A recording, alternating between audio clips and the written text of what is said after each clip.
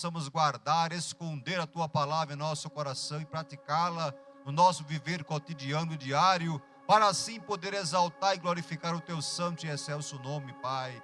Abençoa nesse momento cada um dos Teus servos que tem depositado suas ofertas, seus dízimos na Tua casa, em obediência à Tua palavra. Cumpre, pois, com a Tua promessa, abre a janela do céu, derrama bênção sem medida sobre o Teu povo. Aleluia! Tu és poderoso para suprir cada necessidade dos Teus filhos. Em especial, quero colocar no Teu altar mais uma vez esta igreja, este ministério. Pai, venha suprir cada necessidade financeira da igreja. Abre a porta, Senhor, Tu tens a chave na mão. Dá-nos vitória plena, completa e cabal, em nome de Jesus Cristo. Também, ó Pai, fala por nós, nos dirige, nos direciona em relação à nossa sede própria. Manda os recursos, ó Pai, para esta finalidade. Nos dá, pois, vitória plena. Usa quem o Senhor tem de usar. Fala quem o Senhor há de falar, ó Pai. Aleluia. E cumpre com a Tua palavra. Deus santo e eterno, também te peço pelo Teu servo, nosso pastor, que agora ministrará a Tua palavra aos nossos corações. Usa de graça, de misericórdia para com Teu servo. Dá a Ele graça, poder, unção, autoridade, aleluia, do Teu trono, da parte do Teu Espírito Santo, para revelar a Tua palavra, para falar os Teus mistérios. E também em relação a nós que haveremos de ouvir a Tua palavra, Pai, que estejamos atentos para ouvir o que Tu tens reservado e preparado para transmitir à Tua igreja no culto desta noite. É assim, ó Pai, que nós te oramos e o fazemos agradecidos em o nome de Jesus. Amém e amém.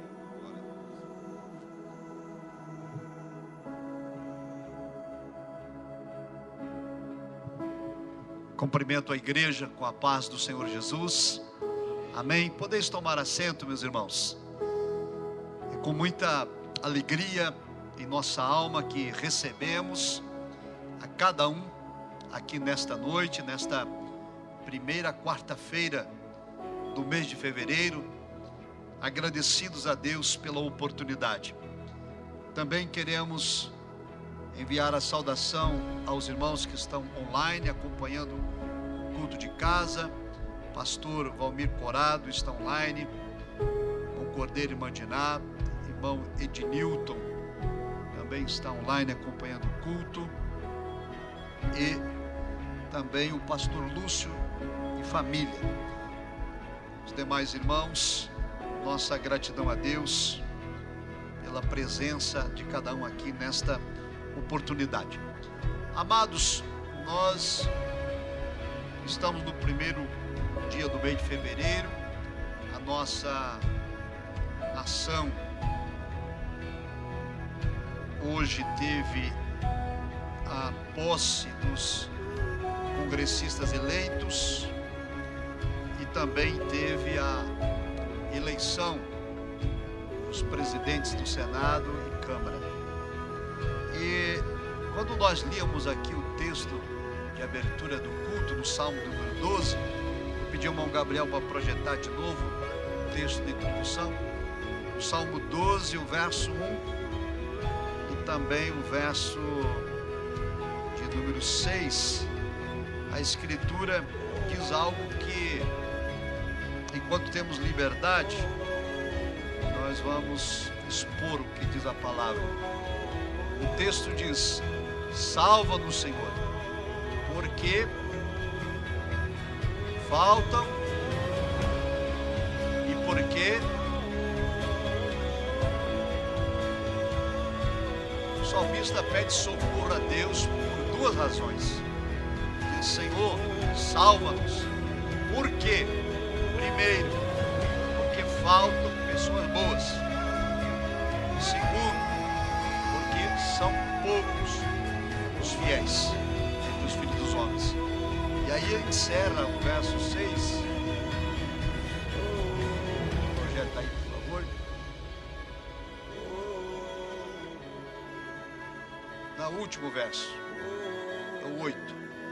O texto diz: os ímpios circulam por toda parte, quando os mais vis dos filhos dos homens são exaltados. Lamentavelmente, nós tivemos hoje a reeleição de ambos os líderes de Câmara e Senado, e nós só podemos lamentar, porque faltam pessoas boas e porque os fiéis também são poucos. Por isso a nossa oração deve ser a mesma do salmista: Senhor, salva-nos. Amém, amados? É só Deus quem pode salvar essa nação, esse país, e salvar as nossas vidas. Lamentamos que há um grupo enorme de pseudos cristãos totalmente alienados com a batalha espiritual que estamos travando. Várias igrejas e líderes que estão dormindo o sono espiritual sem discernimento algum. Mas a nós, que em Deus tem misericórdia de colocar aqui na capital, cabe a responsabilidade de interceder, porque há poder na oração. Amém, amados? Vamos então ao estudo bíblico desta quarta-feira. O texto estará projetado, a epístola de Paulo aos Gálatas, no capítulo de número 5. Vamos ler os versículos 22, 23, 24 e 25. Faremos a leitura conforme o nosso costume. Quero cumprimentar o presbítero Sueiro, irmã Jô, nossos irmãos ali. Também está a Cleia e a irmã Nelma. Deus abençoe, amados. Alegria recebê-los. Eles estiveram também em viagem, estão de retorno, graças a Deus. Vamos ler então a palavra. Mas o fruto do Espírito é amor, alegria, paz, longanimidade, benignidade, bondade, fé, mansidão, temperança.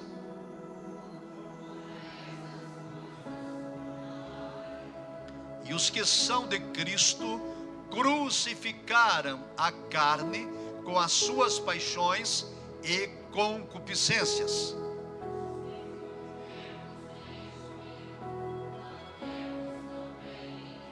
Vamos repetir o verso 25 juntos.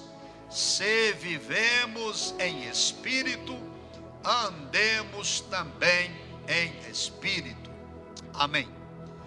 Vamos meditar sobre o fruto do Espírito, uma abordagem introdutória de alguns conceitos doutrinários e teológicos e aspectos do Espírito Santo, com as considerações finais. Então vamos à introdução. Primeiro, eu quero convidar a igreja para ler comigo esta constatação que é meramente teológica. Vamos ler juntos? O fruto do Espírito tem a ver com o crescimento e o caráter cristão. Então esta é a primeira e importante conceituação. O fruto do Espírito evidencia o caráter do cristão. Não é o dom espiritual, não é a capacidade de liderança, nem tampouco a habilidade de gestão que identifica o verdadeiro cristão. Segundo a Escritura, quem identifica aquele que tem ou não o caráter de Cristo é evidenciado pelo fruto do Espírito. Vamos à outra, por favor. 9 graças perfazem o modo de vida de quem possui Espírito. Pode projetar, vamos ler juntos. Amor, alegria, paz, bondade, fé, longanimidade, benignidade, mansidão, temperança. Aqui está o fruto do Espírito evidenciado nestas ações. E amados, aqui a Escritura não está falando de fruto no plural, não são frutos, Espírito é único e ele se manifesta de 9 maneiras ou em 9 virtudes. Então, se alguém tem amor, mas não tem domínio próprio, ele não está evidenciando o fruto do Espírito. Ele está evidenciando um sentimento humano de afeição, de empatia, de solidariedade, que é inerente à raça humana, mesmo decaída. Mas o fruto do Espírito requer que todas essas virtudes, ao mesmo tempo e constantemente, sejam evidenciados na vida do cristão. É comum, então, nós ouvirmos hoje pessoas falarem de amor. É o que está em voga. Mas o amor desprovido da paciência, o amor desprovido da fé, o amor desprovido do domínio próprio, não é fruto do Espírito. Não é o amor bíblico, que é o amor ágape. Existe o amor eros, que é o amor erótico.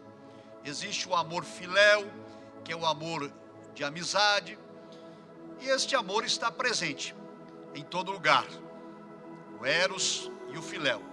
Mas o amor ágape, que é o amor altruísta, ele é obra do Espírito de Deus. Amém? Vamos à próxima, por favor. Mateus 7, 16 e 17. Cristo esclarece o seguinte. Vamos ler? Por seus frutos os conhecereis. Assim, toda árvore boa produz bons frutos, e toda árvore má produz frutos maus. E João 15, 8. Nisto é glorificado meu Pai, que deis muito fruto, e assim sereis meus discípulos. Veja 2 declarações dadas pelo Senhor Jesus. Primeiro, o Senhor diz claramente: uma árvore se identifica pelo fruto. A árvore má produz um fruto mau. A árvore boa produz um fruto bom.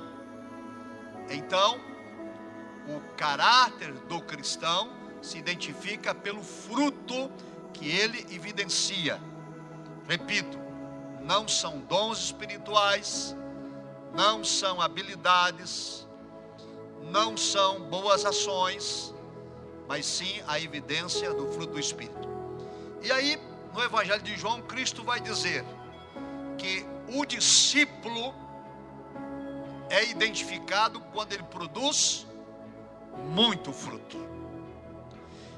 Eu peço para o irmão colocar de volta lá. Vamos ler novamente, irmãos. João 15, 8. Nisto é glorificado meu Pai, que... E assim, veja que o texto está identificando quem são aqueles considerados discípulos de Cristo. Aqueles que dão muito fruto. Implica então dizer, se o fruto do Espírito não habitar em mim, eu não tenho acesso à vida eterna. Implica dizer que se alguém não evidencia o fruto do Espírito na sua caminhada cristã, ele não tem o selo do Espírito na vida. Implica dizer que seu nome não está escrito no livro da vida. Implica dizer que não experimentou ainda o novo nascimento.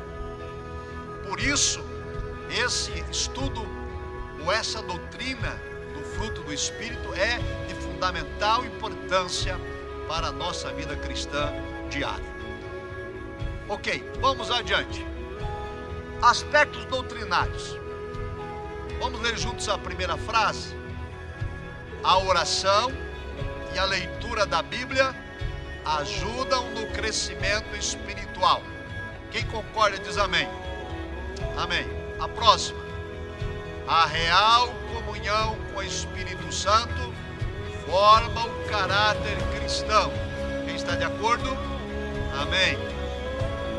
A terceira frase: experiência pessoal no nível da alma é que diferencia o crente salvo.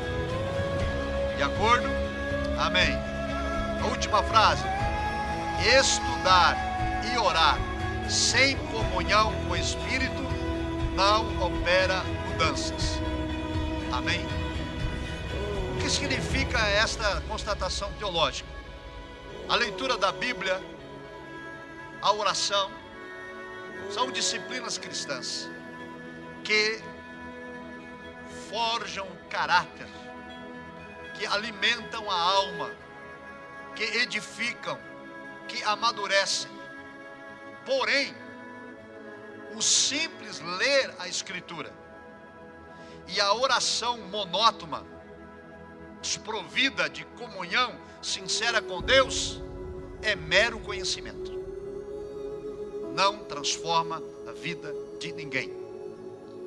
A pessoa lê a Escritura. Eu conheço muitos que têm entendimento teológico e doutrinário da Bíblia que chega a impressionar a capacidade de entendimento, mas não tem nenhuma comunhão com Deus.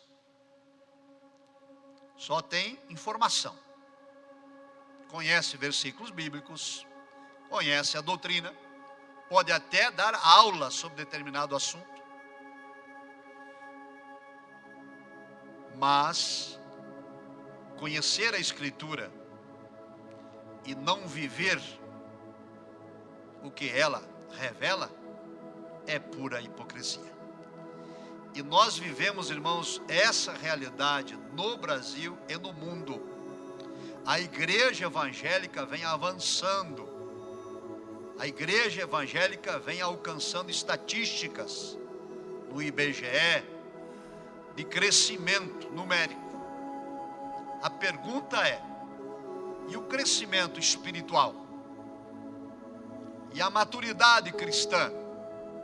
E o caráter de Cristo está sendo formado nesse número de pessoas que estão agregando a igreja evangélica? Nós sempre nos alegramos quando alguém aceita Jesus e devemos glorificar a Deus por isso. A pergunta é: essa pessoa que tomou a decisão por Cristo está sendo formada? Está sendo acompanhada? Ela está no discipulado? Tem alguém intercedendo, orientando, conduzindo? É triste constatar que os estudos empíricos e as pesquisas de campo nos trazem, amados, um relatório preocupante. De cada 10 pessoas que aceitam a Cristo em reuniões evangélicas, apenas 2 vão batizar-se nas águas. 80% dessas pessoas vão se desviar antes do batismo nas águas. E das 2 que se batizam, uma persevera e a outra se desvia ao longo da jornada. O aproveitamento, então, é de 10%. Por quê? Porque a formação do caráter cristão, porque o discipulado, porque a doutrina bíblica não é incutida na mente desses novos irmãos, e eles acabam tendo uma fé incipiente, do mesmo modo que Jesus ensinou a parábola do semeador. Uma caiu à beira do caminho, outra caiu entre pedregais, outra caiu entre espinhos, só uma e caiu em boa terra. Então, ainda hoje, nós temos dentro das igrejas membros congregados que nunca experimentaram a verdadeira regeneração e não são guiados pelo Espírito de Deus. Que o Senhor tenha misericórdia de nós, que além de termos o discernimento de constatar tais fatos, que nós não estejamos dentro do cômputo das pessoas que ainda não experimentaram a verdadeira regeneração. A real comunhão com o Espírito Santo forma o caráter. A experiência diferencia o crente. Estudar e orar sem comunhão não resolve nada. Então, o objetivo do nosso estudo bíblico aqui nesta noite é fazer com que a minha e a sua fé não seja meramente um discurso e nem simplesmente conhecimento bíblico, mas sobretudo que a nossa fé seja prática. Tiago capítulo 1, versículo 22, o apóstolo escreveu: não sejamos meramente ouvintes, enganando-nos com os falsos discursos, mas sejamos praticantes. Quem concorda diz amém. Muito bem, amados, vamos adiante. A comunhão com o Espírito faz diferença entre crente carnal e espiritual. Ser controlado pelo Espírito implica em não servir à carne. Quem se deixa vencer por algo que não quer renunciar é servo da carne. E a vida cristã exige renúncia para quem almeja plenitude do Espírito. Esta é uma outra constatação que nós precisamos ter em mente. A própria Escritura deixa isso claro. Na seara do mestre, eu pergunto aos irmãos: só tem trigo? Sim ou não? Só tem trigo na seara? Não. Tem joio também. E o trigo e o joio crescem juntos. E o que diferencia o trigo do joio? Da parte exterior, nada. Trigo e joio são iguais na parte exterior.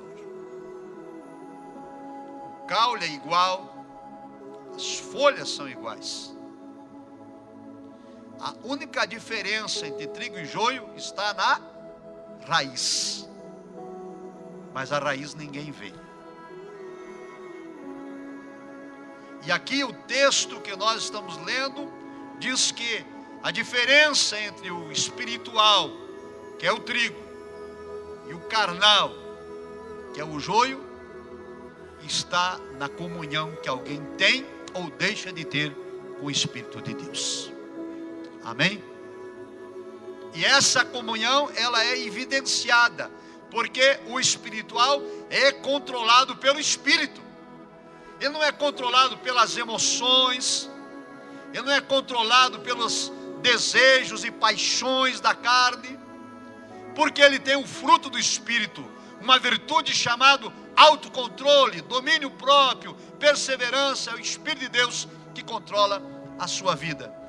De modo que aquele que é vencido pelo pecado, pela conduta que desagrada a Deus, se torna escravo ou servo do pecado. E a vida cristã requer de nós renúncia. Cristo disse: se alguém quiser vir após mim. Veja que a expressão de Jesus, ele deixa claro: se alguém quiser. Não é obrigatório. Não é obrigatório. O Senhor não está forçando a ninguém. Mas Ele diz: se alguém quiser vir após mim, se alguém quiser ser meu discípulo, se alguém quiser andar nas minhas pisadas, precisa negar a si mesmo, tomar a sua cruz a cada dia e seguir a Jesus. Amém, amados? Mais outro slide. Agora vamos ler os textos que corroboram essas afirmações. É o texto que eu citei há pouco, Lucas 9:23. Não vamos ler. Lucas 14:33. Vamos ler? Assim, pois,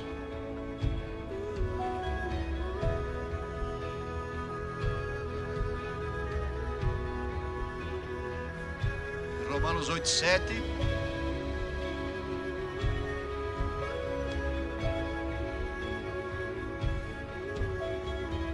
Vejam os 3 textos bíblicos que precisam ser compreendidos pela nossa caminhada ou da nossa caminhada. O primeiro, já citado: ninguém pode seguir a Jesus se não tomar a cruz a cada dia. O Senhor não disse: tome a cruz no dia de culto, tome a cruz durante a adoração, tome a cruz no dia da adversidade, tome a cruz quando precisar de um milagre. Não, o texto diz: tome a sua cruz, manda-nos, cada dia, diariamente, constantemente, diuturnamente. E depois o Senhor diz: se alguém, escute, isso é muito sério, se alguém não pode renunciar tudo, se alguém não pode renunciar toda a prática de pecado, se alguém não pode renunciar todo tipo de erro, se alguém não pode abandonar tudo quanto desagrada a Deus, se alguém não consegue se libertar de músicas mundanas, se alguém não consegue se libertar de pornografia, se alguém não consegue se libertar de vícios, Cristo disse: não pode ser discípulo. Engana-se, ilude-se, não pode. Não é interpretação teológica de A ou B, palavra de Cristo. E por quê? Porque o apóstolo Paulo escreve aos Romanos dizendo que toda a inclinação da carne é inimizade contra Deus. Ou seja, quem é dominado pelo pecado, vive escravo do pecado, é inimigo de Deus e não pode ser discípulo de Cristo. O único modo é negar-se a si mesmo, tomar a cruz e seguir a Jesus. Amém, amados? É a única maneira. E eu lamento profundamente, irmãos, que o nosso país vive um evangelicalismo de euforia, em que a verdade doutrinária não é ministrada ao povo de modo geral. As reuniões de culto, uma grande parte é tomada por emocionalismo coletivo. As mensagens são de autoajuda para massagear o ego das pessoas e fazer promessas de vitórias e de milagres, utópicos porque não se concretizam. E a grande parte dos pentecostais preferem esse modelo de culto e desprezam o estudo da palavra de Deus. Por isso temos uma geração de evangélicos que são moralmente fracos, espiritualmente doentes e eticamente desprovidos do bom testemunho. Essa é uma realidade. Porém, nós estamos aqui nesta noite reunidos pelo Espírito de Deus para fazer a diferença. Aleluia. Vamos adiante. Ponto 1 ainda. Conhecimento, então, desprovido da unção do Espírito, gera legalismo. Por causa disso, se observa nas igrejas alguns comportamentos que são meramente carnais. Cristo disse: é pelo fruto se conhece, é pelo fruto que eu identifico.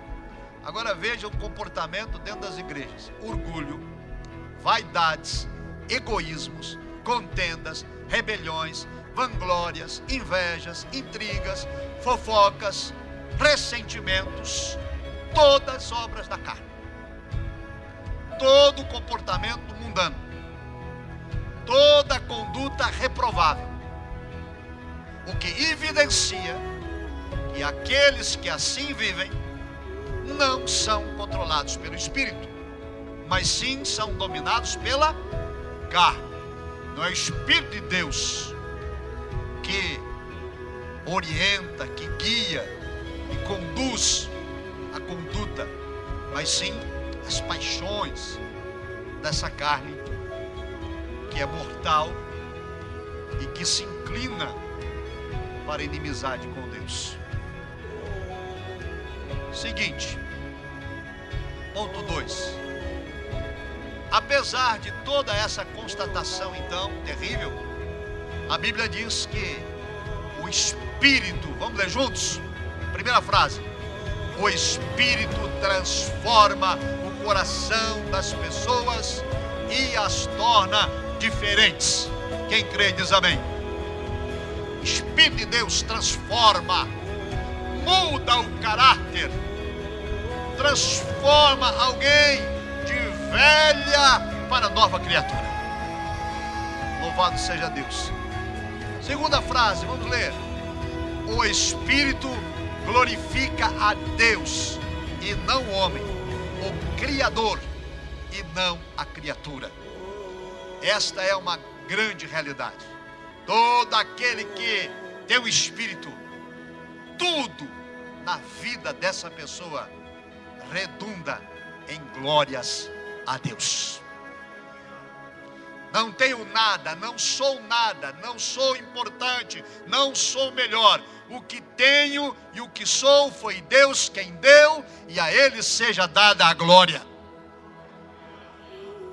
Assim se comporta quem tem o fruto do Espírito. Quem não tem é vanglória, é soberba, é arrogância. Ele se acha o melhor, o mais importante. Tem que ser amado, tem que ser paparicado, tem que ser obedecido, tem que ser respeitado, tem que dar a ele oportunidade, tem que ser o líder, porque o fruto do Espírito não lhe domina, lhe domina ainda a carne. Terceira frase, vamos ler: o Espírito convence do pecado, da justiça e do juízo, conforme João 16, 9 a 11. Amados, o Espírito de Deus, quando ele se manifesta, segundo a Escritura, ele convence o pecador, convence o ouvinte dessas três verdades.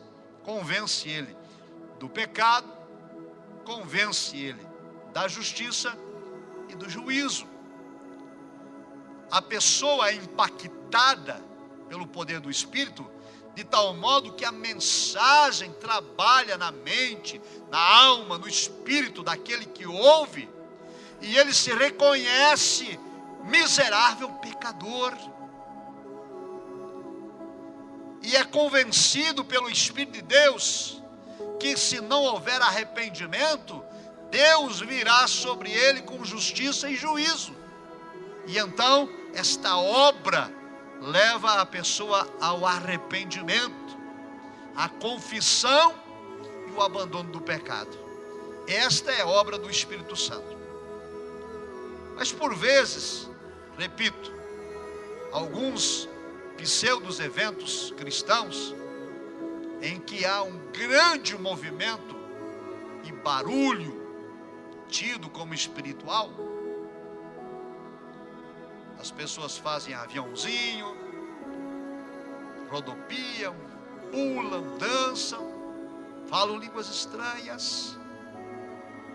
Até aí, tudo bem. O problema é quando termina o evento, que o Espírito Santo, que supostamente lá operou, não convenceu ninguém do pecado. Quem era fofoqueiro, sai e continua fofoqueiro. Quem era avarento, sai e continua avarento. Quem era adúltero, sai, continua adúltero. E assim sucessivamente. Nenhum pecado é confessado, nenhum pecado é abandonado. Então se pergunta, o Espírito Santo de fato agiu? A resposta é não. Porque quando ele se manifesta, convence pecadores. E todos nós somos pecadores. Não importa a maturidade cristã que nós já alcançamos, a estatura de Cristo da qual nós já nos aproximamos, os anos de fé, o título, a função que ocupamos, o tanto que conhecemos das Escrituras. Todos somos pecadores. E carecemos da graça de Deus todos os dias de nossa vida. E quando a palavra de Deus não falar comigo, e quando a Escritura não me tocar, e quando o Espírito Santo não tiver liberdade de falar no meu coração, então tem algo de errado comigo. Se eu vier ao culto e a palavra de Deus não me fizer melhor, e a palavra de Deus não me convencer pelo Espírito que preciso santificar-me ainda mais, então tem algo acontecendo de errado. Que a palavra de Deus, quando é pregada tal qual ela é, o Espírito de Deus se manifesta e opera transformação de vidas. Glória a Jesus. E por fim o Espírito, vamos ler juntos? O Espírito ajuda a interpretar e compreender as Escrituras. O Espírito Santo nos dá a iluminação para compreender o que Deus revelou na sua palavra. Agora escute, igreja. A iluminação do Espírito é para compreender aquilo que já foi revelado na palavra. E tem muita gente que lê a palavra e interpreta o seu bel prazer, interpreta de acordo com as suas convicções pessoais, e ainda tem o disparate de dizer que foi o Espírito de Deus que revelou a ela. O Espírito Santo de Deus foi quem revelou esta palavra. Esta palavra é inspirada pelo Espírito de Deus. Então ele não vai revelar nada além daquilo que ele já revelou. Ele não vai entrar em contradição com aquilo que já está revelado. O Espírito Santo apenas vai fazer eu entender, vai iluminar a minha mente para eu compreender o que já está aqui revelado. Então cuidado, meus irmãos, com muitas visões e visagens que tem por aí, revelações de toda sorte, obras escritas. Tem duas obras muito conhecidas e bem vendidas, inclusive. Uma chama-se A Divina Revelação do Inferno e a outra chama-se A Divina Revelação do Céu.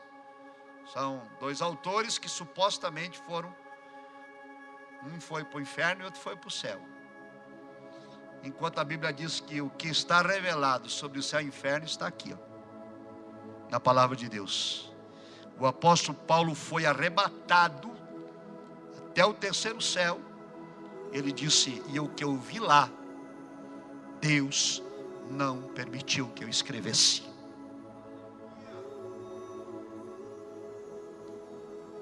O que Paulo vai dizer depois é o seguinte: ele não podia dizer o que viu, mas ele disse, o que eu posso assegurar é de que aquilo que a mente humana não pensou, aquilo que o coração humano não imaginou, é o que Deus tem preparado para aqueles que o amam.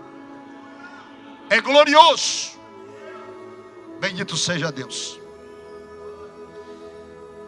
Aleluia. Próxima, vamos ler esse texto. É o texto de Paulo aos Efésios. Ele diz o seguinte: quanto ao trato passado, vos despojais do velho homem. A vida passada não serve mais. Como eu era antigamente, não cabe no novo homem que eu sou. A escritura é clara: despojar-se significa livrar-se, abandonar, deixar para trás. E fazer o que então? Deixar para trás e vos renoveis no Espírito. Agora o Espírito de Deus habita em mim. O apóstolo Paulo escreveu quando se converteu, e ele era um homem religioso, praticante do judaísmo, mas ao se converter a Cristo, ele escreveu dizendo: agora não vivo mais eu, mas Cristo vive em mim. E aquele que é revestido do novo homem, da nova criatura, que agora recebe o Espírito de Deus e é guiado e controlado por esse Espírito, o apóstolo escreve dizendo: por isso deixai a mentira. Vamos ler de novo, irmãos? Por isso, quem se despojou do velho homem e se renovou no Espírito Santo, não pratica a mentira. Quem diz amém? Nós vivemos, irmãos, uma sociedade em que a mentira prolifera. É uma conduta já normalizada nas relações entre seres humanos. As pessoas mentem para não sofrer prejuízo, mentem para não admitir culpa, e até os crentes mentem. Lembra da igreja primitiva?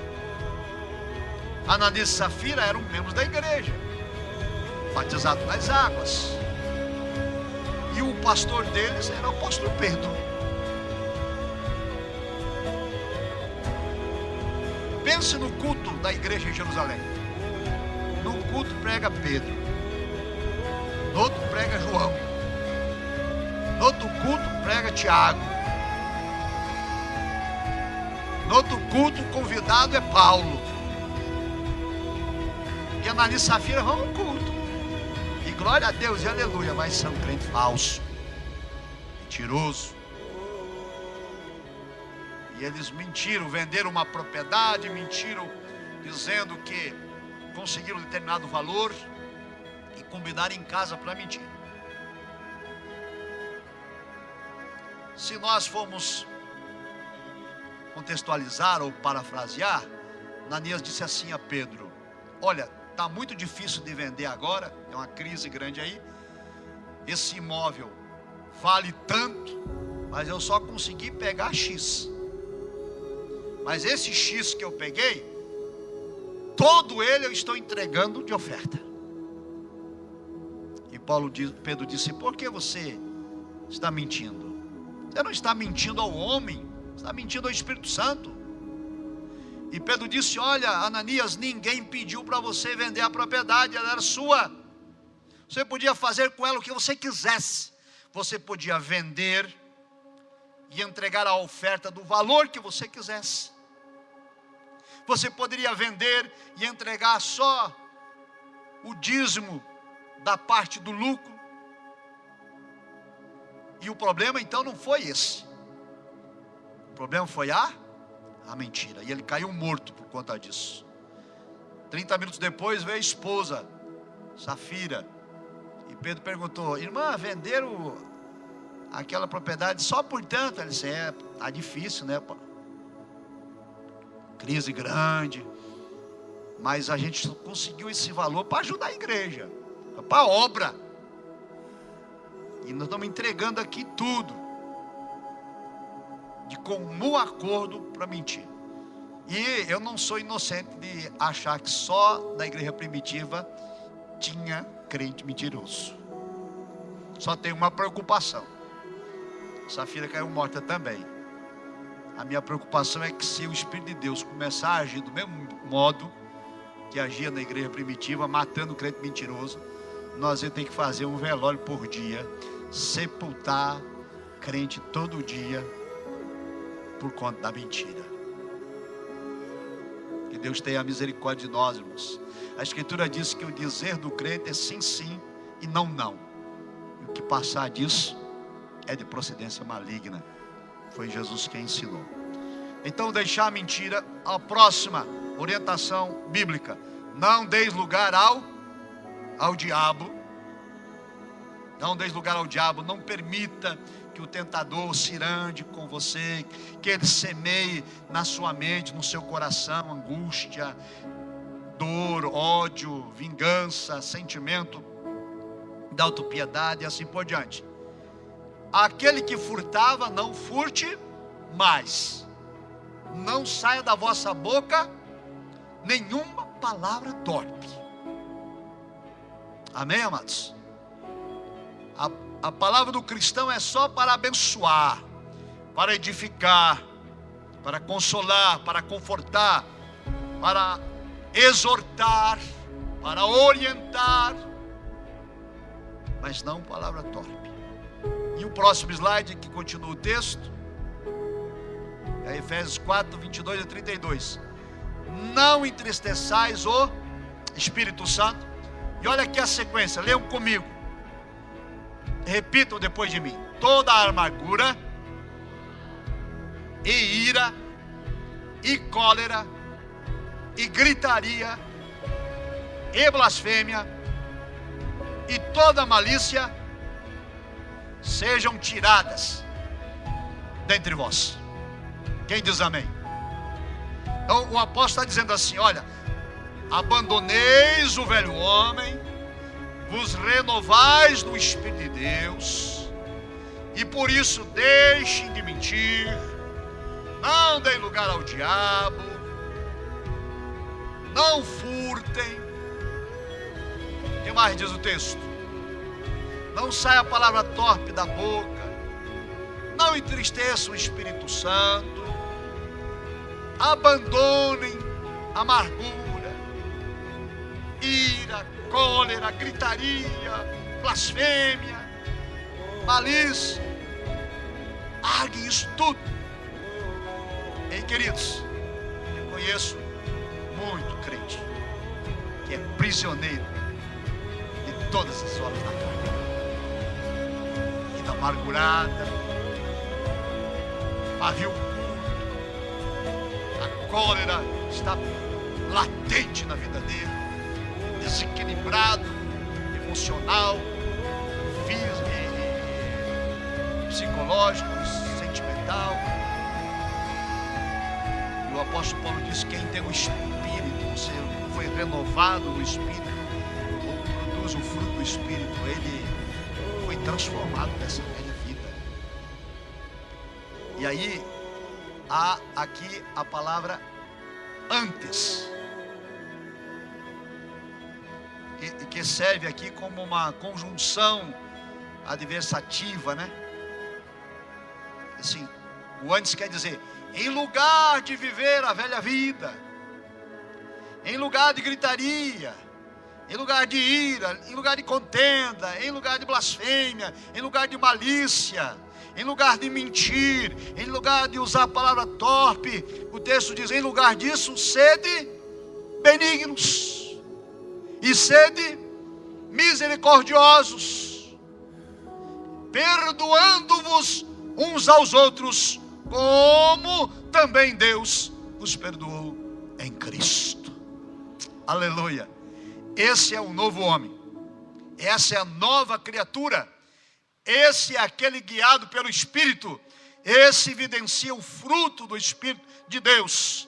Ele não se comporta como a velha vida, ele não se comporta como as pessoas ainda vivem no mundo, ele não tem conduta de pessoa iníqua, ao contrário, é benigno, é misericordioso, é perdoador, não leva a ofensa, não se deixa abater pelo erro cometido pelo seu irmão. Ele é um homem, uma mulher guiado, controlado pelo Espírito de Deus e tem uma vida nova. Aleluia! O nome está escrito no livro da vida. O Senhor Deus, aleluia, conduz a sua caminhada a cada dia, a cada manhã, e Ele pode dar o brado de vitória, porque Deus é o seu ajudador.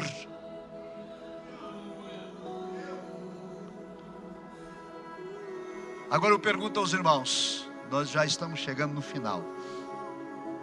Podemos viver assim por esforço próprio, de nós mesmos? Não conseguimos. Ninguém consegue ser benigno, misericordioso, compassivo, longânimo e perdoar as ofensas, a não ser que seja controlado pelo Espírito de Deus. Nenhum de nós tem capacidade de viver as virtudes do Evangelho se o Espírito de Deus não habitar em nós. A nossa natureza humana decaída desde o Éden se inclina para o mal. Eu participei de uma live, de um simpósio, na verdade uma jornada pedagógica da escola dominical, quando eu era o preletor, e uma pergunta me foi feita extremamente complexa. Alguém queria saber se eu concordava com a teoria que aí existe, de que há uma conspiração no mundo para diminuir a população, exterminar os inválidos, as pessoas com doenças autoimunes, e que por conta disso então estão criando vírus em laboratórios para que mais pandemias como o coronavírus venham dizimar parte da população. E eu disse à pessoa: eu não sei, não tenho resposta. Uma coisa só eu sei, que a natureza humana é má o suficiente para fazer isso. Se estão fazendo, não sei, mas que tem malignidade de sobra para fazer, isso a Bíblia me assegura. Então, amados, a nossa inclinação carnal é má continuamente, como diz a Escritura. Porém, Cristo Jesus veio ao mundo, verteu sangue na cruz para nos resgatar da vã maneira de viver. Aleluia. Vamos adiante. O texto final. Vamos ficar então em pé em nome de Jesus. Gálatas capítulo 5, versículo 16 e depois o 24 e o 25. Vamos ler primeiro o 16, juntos. Digo, porém,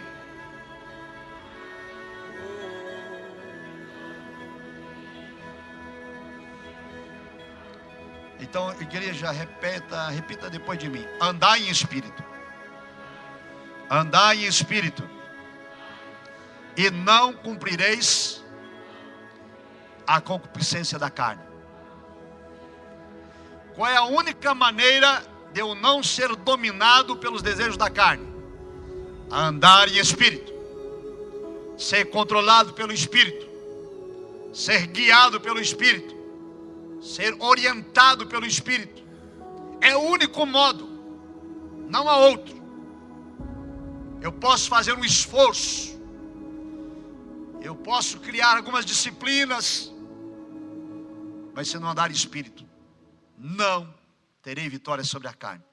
Desse modo, o texto vai continuar dizendo, versículo 24, repitam depois de mim: os que são de Cristo crucificaram a carne com suas paixões e concupiscências. O que isso quer dizer? Os que são de Cristo mortificaram a carne. Os que são de Cristo mantêm a carne sob controle. Os que são de Cristo anularam os desejos da carne. E aí o apóstolo vai dizer: se isto é verdade, que alguém pertence a Cristo. Escute, amados, isso é muito importante.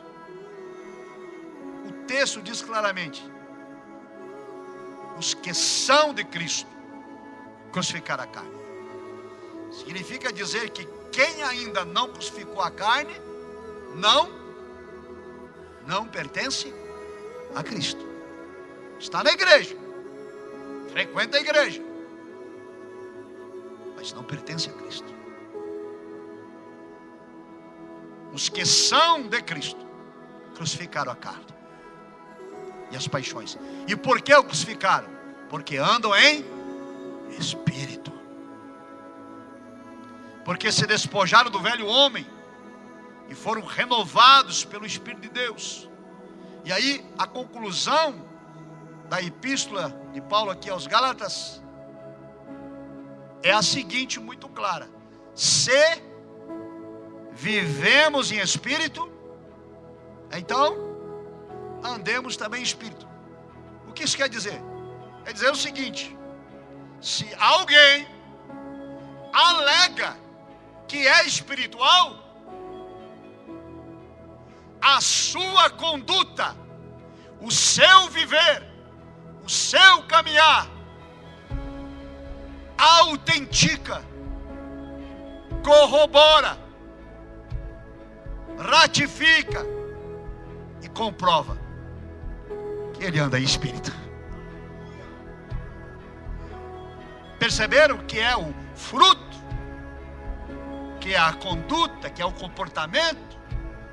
Eu posso dizer o que eu quiser. Irmãos, eu sou um homem espiritual, eu sou um homem de oração, sou um homem que jejuo todos os dias e tenho leitura bíblica constante. Mas Paulo está dizendo: se alguém vive no Espírito, então ele também anda no Espírito. Ou seja, em outras palavras, se alguém diz ser controlado pelo Espírito, isto é evidenciado na sua conduta. Porque quem vive no Espírito, anda no Espírito. Não há contradição. Quem anda no Espírito não mente. Quem anda no Espírito não usa a palavra torpe. Quem anda no Espírito não dá lugar ao diabo. Quem anda no Espírito não furta. Quem anda no Espírito não tem amargura. Quem anda no Espírito não tem cólera. Quem anda no Espírito não blasfema. Quem anda no Espírito não tem malícia. Quem anda no Espírito é benigno. Quem anda no Espírito é misericordioso. Quem anda no Espírito é perdoador, porque a sua vida foi transformada. Amém, amados? Agora vamos orar para finalizar. Feche os seus olhos. Esta é a palavra de Deus para nós. É a palavra do Espírito. É a palavra da verdade. É a palavra que purifica. É a palavra que restaura. É a palavra que modifica. é a palavra que renova. Aleluia. E nós temos que dar glórias a Deus, porque o Espírito de Deus ainda fala conosco. Aleluia. Porque Deus não desistiu de nós. E a todos que aqui estão no culto e os que escutam via online, Deus se revela pela sua palavra, e o Senhor nos convida, aleluia, a viver e andar no Espírito. Por isto esta noite, igreja, é noite de renovação, é noite de restauração, é noite de confissão de pecados, é noite de nos aproximarmos do nosso Deus, é noite de aleluia, estabelecer com Ele a nossa comunhão.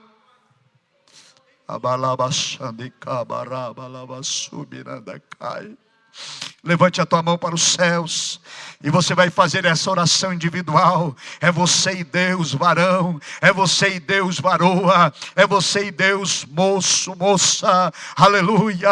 Amado Deus, amado Pai, aqui estamos diante da tua palavra, que é eterna, que é como martelo que esmiuça a penha, a tua palavra que é como espada, aleluia, que penetra nas juntas, medulas, aleluia, e faz divisão entre espírito e alma. Ó Pai querido e santo, obrigado pelo teu Espírito.